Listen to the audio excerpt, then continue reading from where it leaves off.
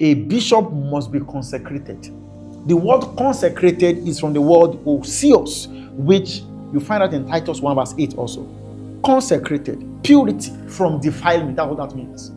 It's like an emphasis on what we've been talking about. That a leader must be deliberate about being pure from defilement. And there are about 3 basic things that can defile the man in the Bible. They are all sins defiled. 3 sins are major and central to the devil's work of defilement. Number 1 is, you find that in 1 Corinthians chapter 6, verse 15 to 20.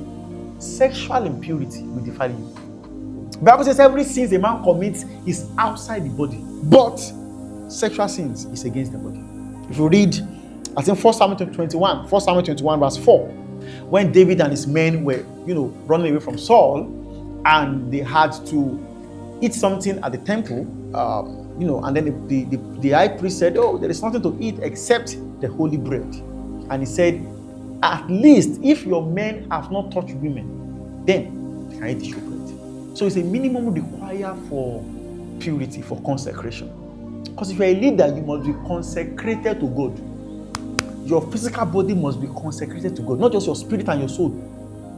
Your body must be consecrated to God. This physical body, your eyes, your nose, your ears, should be consecrated to God.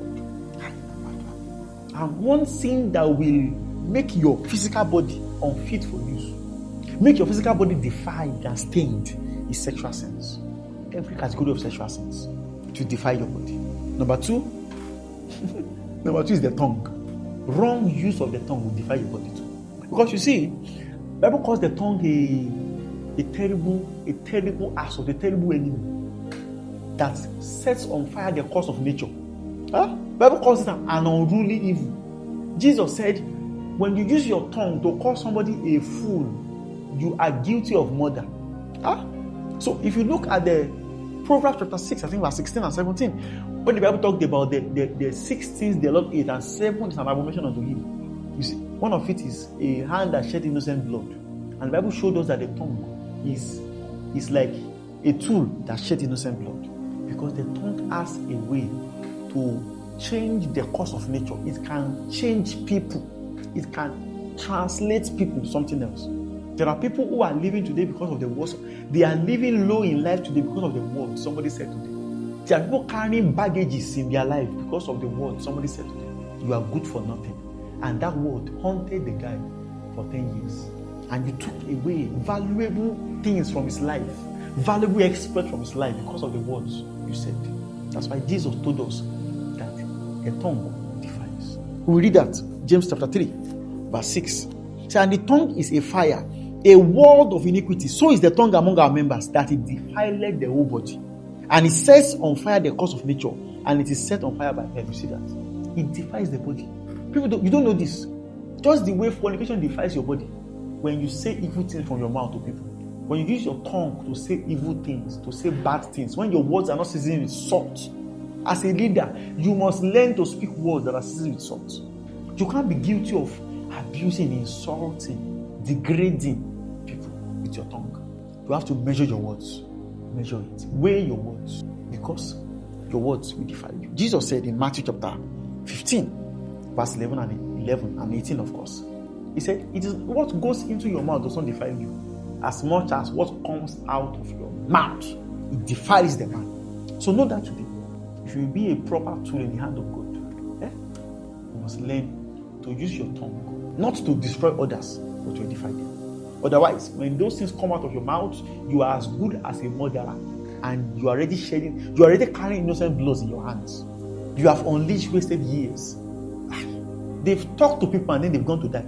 How do you know what killed Judas was not just guilt? Because when he felt guilty, he responded to his guilt.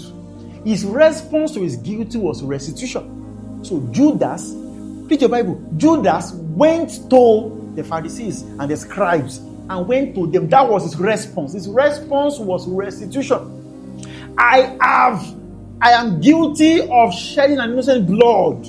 So he went back and said, I don't want your money again. You know what they told him? It was the words they spoke to him that killed him. He said, what's our business? You go and see to it. He said, it's all on you. It's not our business.